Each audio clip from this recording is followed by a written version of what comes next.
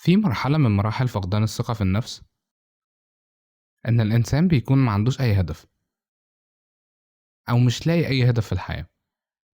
بيسأل نفسه أنا عايش ليه؟ وإيه الهدف من الحياة أصلا؟ في سيكولوجيست إنجليزي اقترح فكرة لطيفة جدا. قال إن لما الجندي بيكون قرب يموت في الحرب وهو على وشك الموت بيعمل حاجة غريبة جدا، بيقدم أعظم تضحية يقدر يقدمها أي إنسان، إنه ممكن يضحي بنفسه ويضحي بفرصه في النجاة في مقابل إن أصحابه يكسبوا الحرب، زي إن هو يمسك قنبلة مثلا ويدخل بيها على العدو نفسه، يموت نفسه ويموت العدو. لو أي إنسان فينا شايف إن هو خلاص ما عندوش حلم يحققه، ما عندوش أي هدف في الحياة، اخلق لنفسك حلم، اخلق لنفسك هدف. أي حد فينا لازم هيكون عنده حاجة بيعرف يعملها.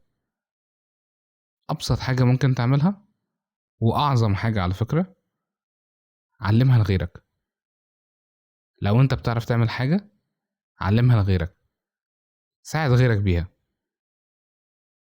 في نوع من الشهوات اسمه شهوة العطاء، إن الإنسان بيكون مبسوط وهو بيدي حاجة لحد، مبسوط وهو بيربي ابن، مبسوط وهو بيشوف البذرة اللي هو زرعها بقت شجرة حلوة. لو مفيش أي هدف ومش عارف توصل لأي حاجة، اتعلم حاجة، اتعلم حرفة مثلا، لخص كتاب، وعلم الحاجات دي للناس، ساعد الناس بيهم. ساعتها انت تلقائيا هتبدأ تكون أحسن، هتحس إن ليك قيمة، إن في ناس مسنودة عليك، إن في ناس بسببك بقت أحسن، إن في ناس بسببك بقت بتكسب فلوس.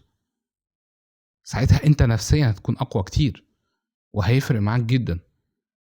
ممكن تتجوزوا حد مناسب وتشتغلوا في شغلانة كويسة وتربوا أطفال صالحين، ساعتها هتكسبوا حاجات كتيرة جدا.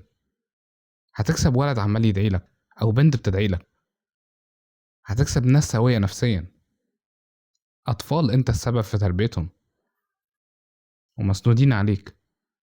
ساعتها هتخلق لنفسك فرص ان انت تكمل، وهتجبر نفسك ان انت تكمل علشانهم قبلك وعلشانهم قبل علشانك. لازم نخلق لنفسنا فرص نعيش عشانها، ولازم نحط لنفسنا أهداف. لو ما عندكش خالص دور على أهداف جديدة وعيش علشانها، علشان انتوا تستاهلوا تعيشوا وتعيشوا حياة أحسن من اللي انتوا فيها دي بكتير جدا. بس لازم نسعى ولازم نتعب علشان نوصل لده.